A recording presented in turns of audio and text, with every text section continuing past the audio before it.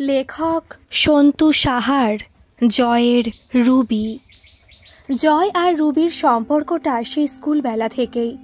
Best friend থেকে কবে যে ওরা একে অন্যের মনের কাছাকাছি চলে এসেছিল তা আজ আর কারোরই ঠিক মতো মনে নেই। রাগ অভিমান খুনসুটি থেকে কবে যে ওরা দুজন দুজনের আবেগের কারণ হয়ে ওঠে তার কোনো সঠিক দিনক্ষণ স্মরণ করতে পারে না ওরা কেউই। সেইভাবে কোনোদিন প্রপোজও করে ওঠা হয়নি, কিন্তু দুজনেই জানে ওদের সম্পর্কটা। বাবা মায়ের একমাত্র মেয়ে রুবি। বাবা ইলেকট্রিসিটি ডিপার্টমেন্টের সাব অ্যাসিস্ট্যান্ট ইঞ্জিনিয়ার ছিলেন, এখন রিটায়ার করেছেন। মা গৃহবধূ। বাংলা সাহিত্যে মাস্টার্স করে রুবি একটি বেসরকারি স্কুলের শিক্ষিকা। অন্যদিকে জয়দের পারিবারিক ব্যবসা। জয়ের ঠাকুরদা একটি ছোট কাপড়ের দোকান দিয়ে শুরু করলেও তা এখন যথেষ্ট বড় এবং আরও একটি শাখাও তৈরি হয়েছে। জয়ের দাদা ওর থেকে বছর 3 বড়। এই বছর 1.5 হলো বিয়ে হয়েছে, আর তারপর থেকেই জয়ের মায়ের ইচ্ছে ছোট ছেলেরও বিয়ে দেওয়া। রুবি আর জয়ের সম্পর্কের কথা ওদের দুই বাড়িতেই জানতো এবং এ ব্যাপারে কারোরই সেরকম অমত ছিল না। কিন্তু সমস্যাটা হলো রুবি এত তাড়াতাড়ি বিয়েতে রাজি নয়। জয়কেও প্রথম থেকে সে কথা জানিয়ে এসেছে। ওর লক্ষ্য ডক্টরেট করে কলেজ সার্ভিস কমিশনে বসা। তবুও যখন জয় ওর মায়ের ইচ্ছের কথা বলেছিল রুবি রাজি হয়েছিল, সেই মতো কথাও এগোচ্ছিল। সেদিন জয়ের মা, বাবা, বৌদি আর এক মাসি এসেছিল রুবিদের বাড়ি সমস্ত কথাবার্তা ঠিক করার উদ্দেশ্যে। মায়ের কথা মতো রুবি সেদিন একটি লাল হলুদ রঙের ঢাকাই শাড়ি পরেছিল। শাড়িতে অনভ্যস্ত রুবির বেশ কষ্টই হচ্ছিল শাড়ি সামলাতে। তা দেখে হঠাৎ করে জয়ের মা বললেন, কি গো, শাড়ি টাড়ি পরো না নাকি? শুধু আজকেই পরেছ মনে হচ্ছে। কথাটা শুনে রাগ হলেও মায়ের ইশারায় সামলে নিয়েছিল রুবি। ওই আর কি, অভ্যেস নেই, বুঝতেই পারছেন। আস্তে আস্তে ঠিক শিখে যাবে। মায়ের কথায় চুপ করেই ছিল রুবি। কিন্তু এরপর জয়ের মা যা বললেন তা রুবির কাছে তো বটেই, ওর বাবা মায়ের কাছেও একেবারেই অপ্রত্যাশিত। আসলে বুঝতেই পারছেন, আমরা একটু ঘরোয়া মেয়ে চাইছি। চাকরি করলে মেয়েরা ঠিক মতো সংসারে মন দিতে পারে না। তাছাড়া এরপর যখন বাচ্চা কাচ্চা হবে তখন তো বাইরে বেরোনো অসম্ভব হয়ে যাবে। তাই আমাদের ইচ্ছে বিয়ের পর রুবি যেন সংসারেই মনটা দেয়। তাছাড়া আমাদের বাড়ির বউরা কেউই চাকরি করে না। তারপর নিজের বড় বৌমার দিকে তাকিয়ে বললেন, এই আমাদের তিয়াশাকেই দেখুন না, ও কি কম শিক্ষিত নাকি? কিন্তু আমাদের পারিবারিক বনেদিয়ানা বজায় রাখতে ও চাকরির চেষ্টাও করেনি। এতদূর শুনে আর চুপ করে থাকতে পারেনি রুবি। তাহলে তো আমার পক্ষে এই বিয়ে করা সম্ভব হবে না কাকিমা, কারণ জয়কে আমি প্রথম থেকেই বলে আসছি আমাকে নিজের পায়ে দাঁড়াতে হবে। তখন তো জয় আমাকে আপনাদের এই পারিবারিক নিয়মের কথা বলেনি। এবার কথা বলেন জয়ের মাসি, তুমি চিন্তা করো না, চাকরি না করলেও আমার দিদির বাড়িতে তোমার কোনো কিছুর অভাব হবে না। না দিদি, প্রশ্নটা অভাবের নয়। আমি ছোট থেকে মেয়েকে স্বাবলম্বী হওয়ার শিক্ষায় শিক্ষিত করেছি। নিজের পায়ে যাতেও দাঁড়াতে পারে সে ব্যাপারে উৎসাহিত করেছি, এবং এখনকার দিনে এটা ভীষণই জরুরি। আমি নিজেও চাই না ও চাকরি ছেড়ে দেয়, রুবির বাবা বলেছিলেন। যাই হোক, এরপরে বিয়ের কথা স্বাভাবিকভাবেই আর এগোয়নি। ওনারা ফিরে গিয়েছিলেন। সন্ধ্যায় জয়ের ফোন এসেছিল। খুব শান্তভাবে রুবি জয়কে জিজ্ঞেস করেছিল, জয়, তুই কেন বলিসনি আমাকে যে তোর চাকরি করা নয়, লক্ষ্মীমন্ত ঘরোয়া বউয়ের প্রয়োজন? তুই তো জানিস আমি চাকরি করবই, তাছাড়া আমার বাবা মায়েরও দায়িত্ব আছে আমার। তাহলে কেন শুধু শুধু আমাদের অপমান করলি বল? ও প্রান্তে চুপই থেকেছিল জয়। বাড়িতে পুরো ব্যাপারটা শোনার পর মায়ের আকস্মিক আবদারে সেও কম বিস্মিত হয়নি। এরপর কেটে গেছিল বেশ কিছুদিন। রুবি কিছুদিন রাগ করে থাকলেও আস্তে আস্তে ওদের মধ্যে আবার সব ঠিক হচ্ছিল। শুধু জয় বোঝাতে পারেনি ওর মাকে, ওর বাড়ির অন্যান্য সদস্যদের। নাছোড়বান্দা অমিতা দেবী মানে জয়ের মা সেই এক গো ধরে বসে আছে। চাকরি না ছাড়লে আমার জীবিত দশায় ওই মেয়েকে আমি এ ঘরের বউ করে কোনো মতেই আনব না। বিয়ের আগেই যার এত দেমাক, বিয়ের পরে তার কি হবে? এই ঘটনার পর কেটে গিয়েছিল আরও 2 বছর। এরই মধ্যে রুবি নেটে সাফল্য না পেলেও এসএসসি দিয়ে বাড়ির কাছাকাছি একটি গার্লস স্কুলে সরকারি চাকরি পেয়েছিল। যদিও ওদের মধ্যের সম্পর্কটা ঠিকই ছিল, তবু এই 2 বছর এই 2 পরিবারের তরফ থেকেই ওদের বিয়ে নিয়ে আর কোনো আলোচনা হয়নি। এর বেশ কিছুদিন পরের কথা, জয় ঘরে ফিরে ফ্রেশ হয়ে একটা ম্যাগাজিনের পাতা উল্টে পাল্টে দেখছিল। হঠাৎই দরজায় তিয়াস। কি ভাই, আসবো? বৌদির সাথে জয়ের সম্পর্কটা সীমিত, তাই বৌদির এই হঠাৎ আগমনের কারণটা জয় ঠিক ধরতে পারল না। মুখে হাসি রেখেই বলল, আরে এসো এসো, কি সৌভাগ্য আমার, এতদিনে অধমকে মনে পড়েছে। বেশ খানিকটা কথাবার্তার পর তিয়াস একটি ছবি বের করে জয়ের সামনে রাখল। দেখো তো পছন্দ হয় কি না। ও, তাহলে মা তোমাকে দূত হিসেবে পাঠিয়েছে? তাহলে মাকে বলেই দিও, রুবি ছাড়া অন্য কাউকে বিয়ে করা এ জীবনে আমার পক্ষে সম্ভব নয় গো। শুধু তাই নয়, রুবি বিয়ের পরও চাকরি করবে, ওর বাবা মায়ের প্রতি কর্তব্য পালনও করবে, এবং এ ব্যাপারে আমারও পূর্ণ সমর্থন রয়েছে। পরের দিন বিকেলে জয় কফি শপে বসেছিল রুবির অপেক্ষায়। কালকের ঘটনা রুবিকে ফোনে বলাতে রুবি ওপার থেকে জবাব দিল, তুই বিয়ে করে নে জয়, তোর মায়ের যা মতিগতি তাতে আমাকে কোনোদিনই উনি ছেলের বউ হিসেবে মেনে নেবেন না। জয় কিছুক্ষণ চুপ থেকে উত্তর দিয়েছিল, জীবনটা আমার, তাই কাকে আমি জীবন সঙ্গিনী বেছে নেব সে সিদ্ধান্তটা আমিই নেব। রুবি বুঝে গেছিল জয় মরে যাবে, তবু অন্য কাউকে বিয়ে করবে না। রুবি আর কথা বাড়ায়নি। এরপর কেটে গেছে বেশ কিছুদিন। এর মধ্যে জয় বেশ কয়েকবার ফোন করলেও রুবি রিসিভ করেনি। দুপুরে দোকানে স্টক মেলানোর সময় হঠাৎই রুবির ফোন। মনটা বেশ উৎফুল্ল হয়ে ওঠে। ফোন ধরে বলল, রাগ কমেছে মহারানীর? ও প্রান্তের নীরবতা জয়ের উৎফুল্লতাকে নিমেষে সরিয়ে এক অদ্ভুত দ্বিধায় ফেলে দেয়। হ্যালো রুবি, কি হলো? আজ একবার দেখা করতে পারবি?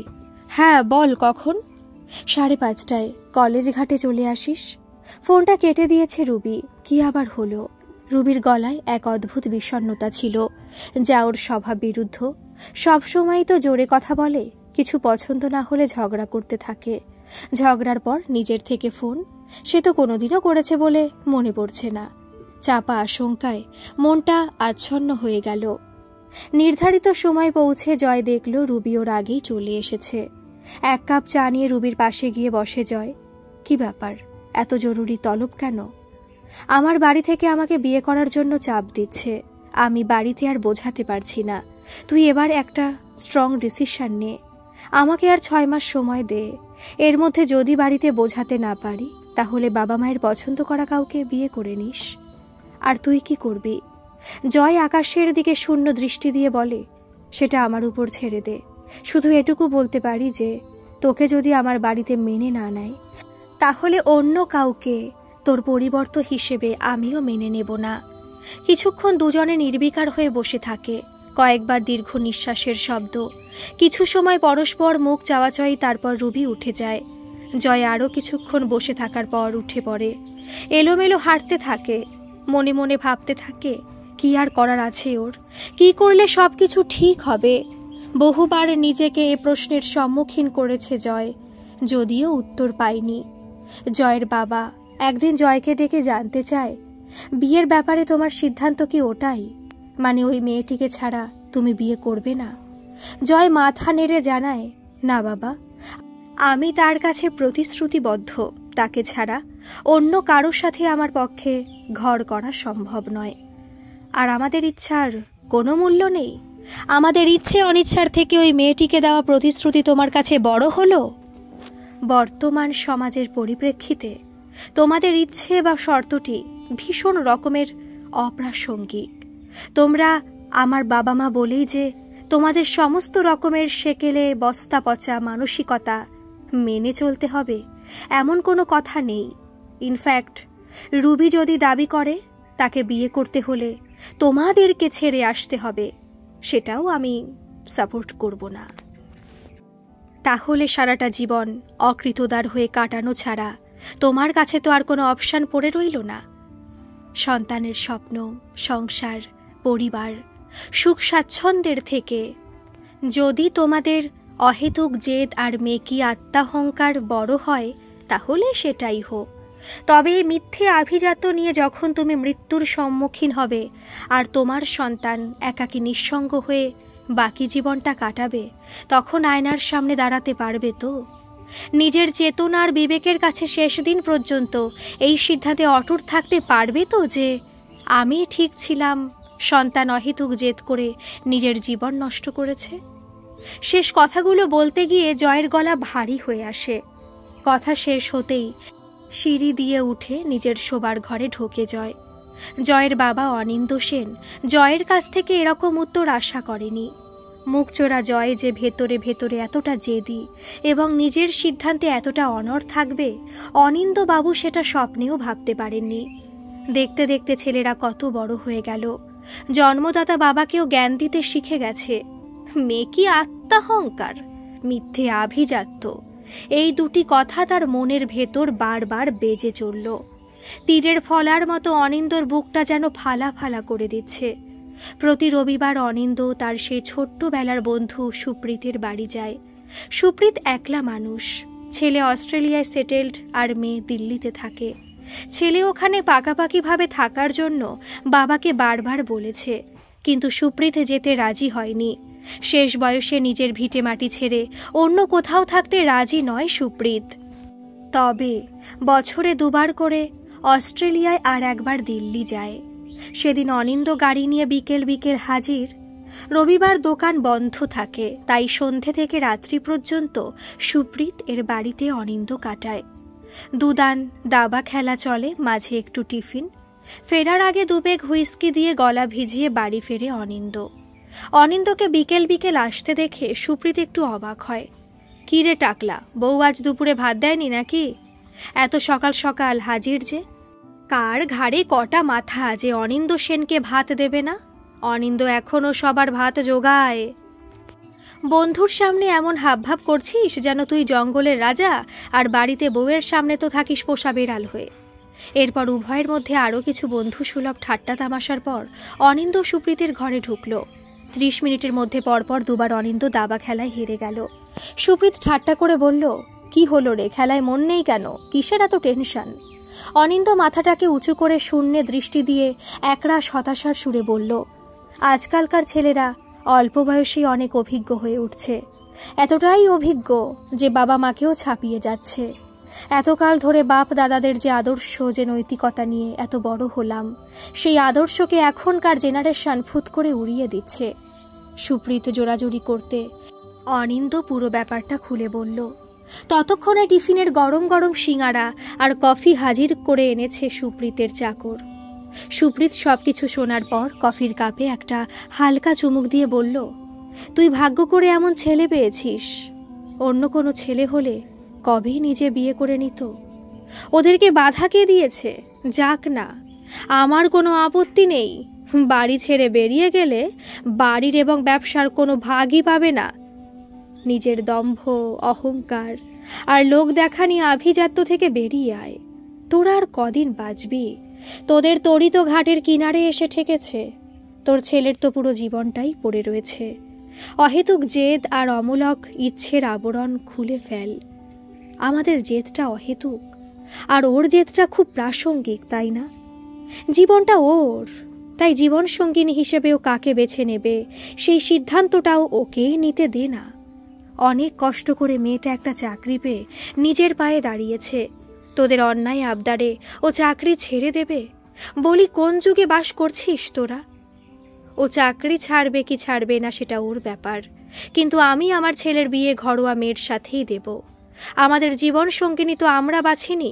বাড়ির গুরুজনরা যাকে পছন্দ করে দিয়েছেন তাকেই এক বাক্যে স্ত্রী হিসেবে মেনে নিয়েছি। কোনো অসুবিধা তো হয়নি। দিব্যি কাটিয়ে দিলাম এতগুলো বছর সুখে দুঃখে। আর আজকাল ছেলে মেয়েরা নিজের পছন্দে বিয়ে করছে আর দুদিন পরে ডিভোর্সের জন্য ছুটছে।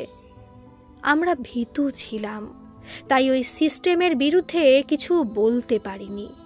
গুরুজনদের প্রতি শ্রদ্ধা যেমন ছিল, ভয়ও তো কম ছিল না। আর আগেকার দিনের সব মেয়েরাই শ্বশুর বাড়িতে যে কোনো পরিস্থিতিতে মানিয়ে নিতে পারত। তাদেরকে ওভাবেই মানিয়ে নেওয়ার পাঠ শেখানো হতো। তাই সীতার জায়গায় গীতার সাথে বিয়ে হলে কোনো সমস্যা হতো না। কিন্তু এখনকার পরিস্থিতি আলাদা।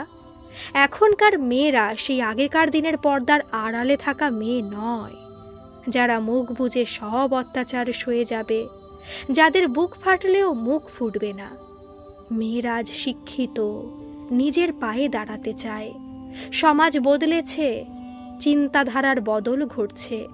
ছেলেরাও আজ স্ত্রীর চিন্তা ভাবনা মতামতকে গুরুত্ব দিয়ে বিচার করে। তারা সাদাকে সাদা আর কালোকে কালো বলার সাহস দেখাতে পারে। তাই বলছি, ছেলের মতামতকে শ্রদ্ধা জানাতে শেখ। যদি ভবিষ্যতে ওদের জীবন সুখের না হয় তাহলে তোদেরকে তো দায়ী করবে না। অনিন্দ চুপচাপ বসে থাকে, কোনো উত্তর দেয় না। মনে মনে বিড়বিড় করতে থাকে, কত তাড়াতাড়ি কত কিছু বদলে যায়। সুপ্রীত বন্ধুর হাত দুটো ধরে বলে, পুরাতন নীতি নিয়মকে চিরকাল আমরা শ্রদ্ধার চোখে দেখব। তাই বলে নতুনকে আহ্বান করব না, সেটা তো হয় না। পুরাতন মানেই শাশ্বত সুন্দর, আর নতুন মানেই ছন্ন ছাড়া উদ্দামতায় ভরা। এই ধারণা থেকে বেরিয়ে আসতে হবে। রাত্রিবেলায় কিছুতেই ঘুম আসছে না অনিন্দর। একটা চাপা উত্তেজনা তাকে গ্রাস করে চলেছে। পাশে গিন্নি ব্যাপারটা লক্ষ্য করে জিজ্ঞাসা করল, কি গো, ছটফট করছো কেন? শরীর খারাপ নাকি? অনিন্দ বিছানার উপর উঠে বসে স্ত্রীর দিকে চেয়ে বলল, অহেতুক জেদ করে আমরা জয়ের জীবনটা নষ্ট করছি না তো? স্ত্রী ঝাঁঝিয়ে উঠে বলল, কিসের জেদ গো? বাবা মায়ের কথার উপর দিয়ে যায় না কি ও? একটা কথা কান খুলে শুনে রাখো, যে মেয়ে বিয়ের আগে ওরকম চ্যাটাং চ্যাটাং করে কথা বলে, সেই মেয়ের সাথে আমার জয়ের বিয়ে কোনো মতেই দেব না। আমরা কি এমন আবদার করেছি? শুধু চাকরি ছাড়তে বলেছি। ঠিকই তো বলেছি। বউ চাকরি করলে ছেলেপুলে কে মানুষ করবে? আর চাকরি করে কত টাকা ইনকাম করবে? আমার ছেলে মাস গেলে ওকে যা হাত খরচ দেবে তাতেও রাজরানী হয়ে থাকবে। মেয়েটাকে খুব ভালো ভাবতাম, কিন্তু না, চাকরি পেয়ে মাটিতে পা পড়ছে না। আমার ছেলের মাথাটা চিবিয়ে চিবিয়ে খেয়েছে। বিয়ে হলে আমাদের সংসারের মাথা খাবে। আমরা আর কদিনই বা বাঁচবো বলো? যে সারাটা জীবন ওর সাথে থাকবে তার কোনো আপত্তি না থাকলে আমাদের এত মাথা ব্যথার কি আছে? বলি, তোমার বন্ধু তোমার মাথায় এইসব ছাইপাশ চিন্তা ঢুকিয়েছে, তাই তো? আমি বেঁচে থাকতে আমার ছেলের সর্বনাশ হতে আমি দেব না।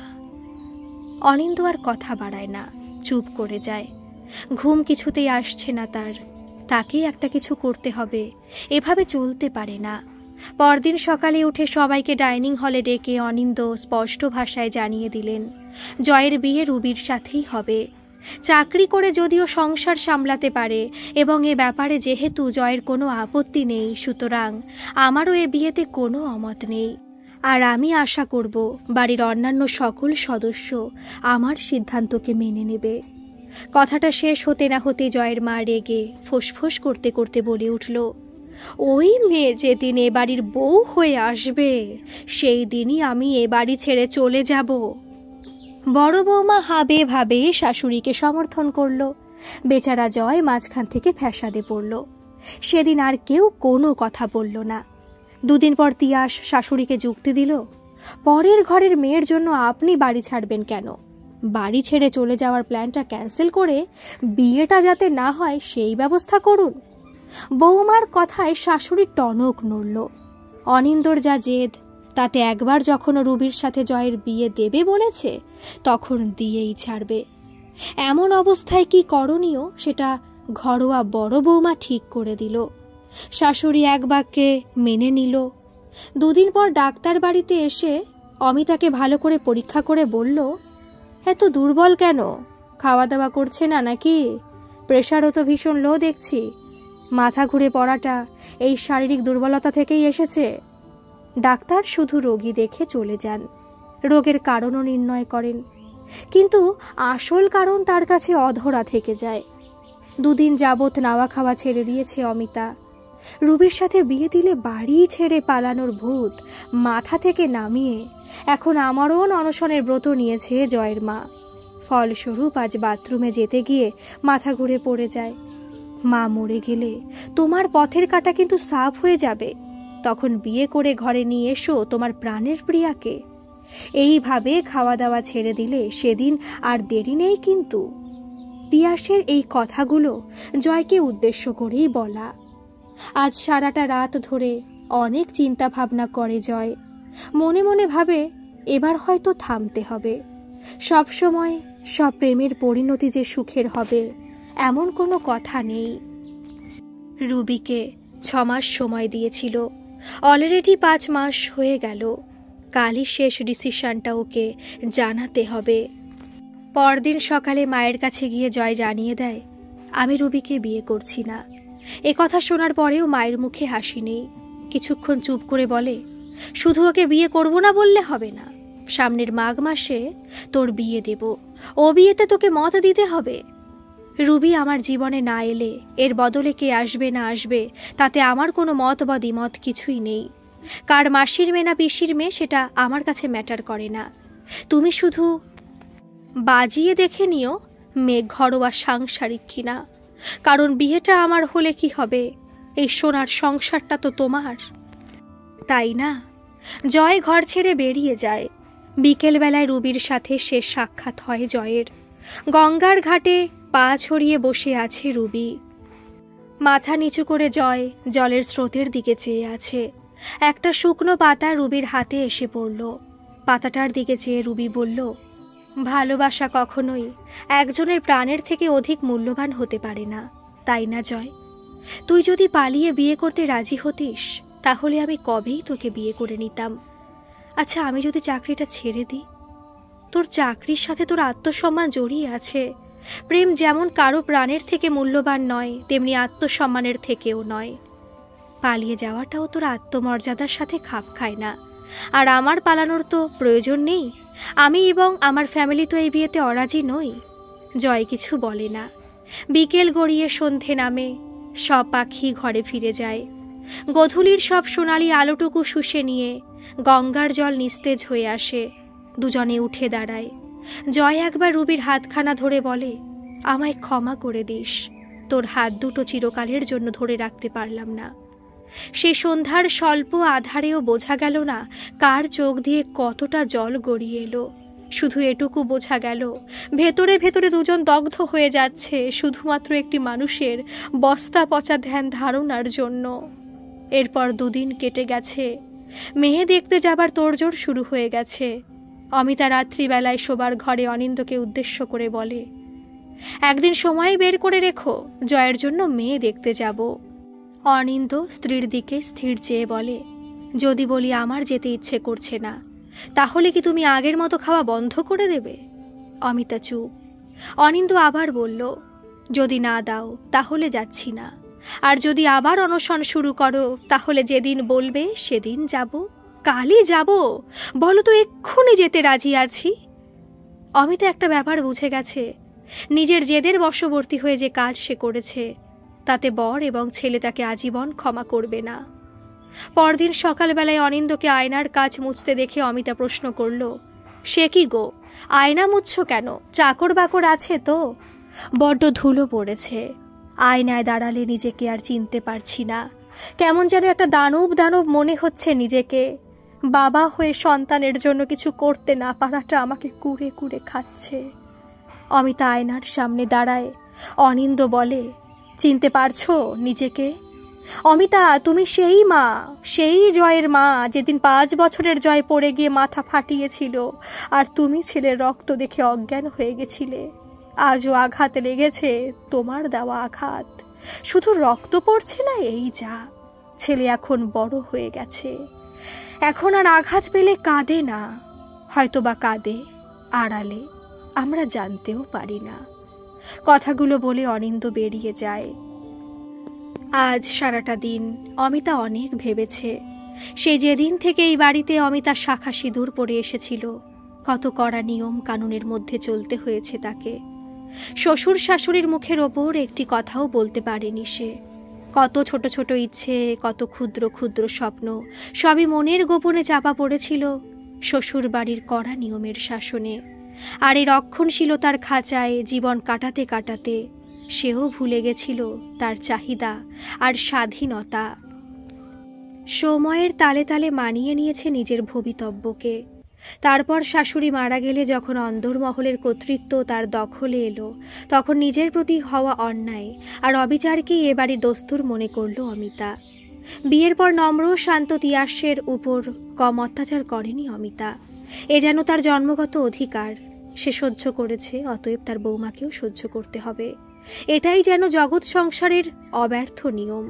কিন্তু একই নিয়ম তো আর চিরকাল একটা ঘরে টিকে থাকতে পারে না। অমিতা তার দুর্বিষহ জীবনে অনিন্দকে পাশে পায়নি। সে আক্ষেপ তার ভোলার নয়, কিন্তু আজ রুবির পাশে জয় আছে।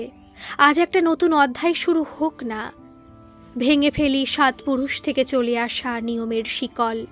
এই রক্ষণশীলতার গোড়া চিন্তার বাঁধ ভেঙে ফেলেই আমি আমার প্রতি অত্যাচারের প্রকৃত বদলা নিতে পারবো। না, আর কোনো অমিতা এ ঘরে বৌমা হয়ে আসবে না। রুবি শুধু তার ছেলের বউ হিসেবে নয়, আসুক তার মেয়ে হয়ে। ওদিকে আবার তিয়াসের ঘরের পাশ দিয়ে যাবার সময় ফোনে কিছু কথোপকথন শুনে ফেলেছে শাশুড়ি। তিয়াস তার মাকে ফোন করে বলছিল, মা, এদিকে জমাটি নাটক শুরু হয়ে গেছে গো। কর্তার গিন্নিতে রেশারেশি লেগে গিন্নি জয়ী হয়েছে। ওদিক থেকে কিছু একটা বলল, তার উত্তরে বড় বৌমা আবার খিলখিল করে হেসে জানালো, আরে না খাওয়ার আইডিয়াটা তো আমি শাশুড়ির মগজে ঢুকিয়েছিলাম। আমি ঘরোয়া বউ হয়ে সংসারে খেটে মরব, ওদিকে যিনি আসবেন তিনি রাজরানী হয়ে পা দোলাবে আর 10টা 5টা অফিস করবেন। সন্ধ্যার সময় অনিন্দ ঘরে এলে অমিতা জয়কে ডেকে পাঠায়। জয় ঘরে আসতেই একখানা ছবি তার হাতে ধরিয়ে বলে, অর্ণার সাথে তোর বিয়ে দিচ্ছি না, মেয়েটা ভালো নয়। এই মেয়েটাকে দেখতো পছন্দ হয় কিনা। আমি তো বলেছি যার সাথে খুশি দিতে পারো। আমার দেখার কিছু নেই। যার সাথে খুশি মানে? আমি বলছি তুই একবার দেখে আমায় বল। ছবিটা দেখেই জয়ের চোখ কপালে উঠে যায়। এ তো দেখছি রুবির সেই পুরনো ছবিটা। তোমাকে দেখতে দিয়েছিলাম। ঠিকই দেখেছিস। ওই চ্যাটাং চ্যাটাং করে কথা বলা অহংকারী আত্মাভিমানী মেয়েটির সাথেই তোর বিয়ে দেব আমি। আর হ্যাঁ, ওকে বলে দিস চাকরি ছাড়তে হবে না। আর সাথে এটাও জানাস, আমি সুস্থ সবল থাকতে থাকতে যেন ছেলেপুলে নিয়ে নেয়। মানুষ তো আমাকেই করতে হবে। চোখের সামনে যা ঘটেছে আর যা শুনেছে, তার নিজের চোখ আর কানকে বিশ্বাস করতে পারছে না জয়। তার মুখ দিয়ে কোনো কথা বের হয় না, চুপচাপ পাথরের মতো নিশ্চল হয়ে দাঁড়িয়ে থাকে। জয়ের ফোনটা যখন আসে তখন রুবি ফোনের কাছেই ছিল। ফেসবুকে পুরনো সব ছবিগুলো স্ক্রোল করে করে দেখছিল। প্রথমে ভাবল, না থাক, ধরব না, সব তো চুকেই গেছে, শুধু শুধু কথা বলে আর সম্পর্কে জড়িয়ে কি লাভ। কিন্তু কি জানি অভ্যাসবশত সেই ধরেই ফেলল। হ্যালো বলতেই ওদিক থেকে কিছুক্ষণ জয়ের কথা শোনার পর তার চোখ দিয়ে অঝোর ধারায় জল গড়াতে লাগলো। অভিমানী গলায় শুধু একটা প্রশ্ন বারবার করে গেল, সত্যি বলছিস? গল্পটি কেমন লাগলো অবশ্যই কমেন্ট করে জানাবেন। আর ভালো লাগলে একটা সাবস্ক্রাইব করে আমার পাশে থাকবেন। ধন্যবাদ।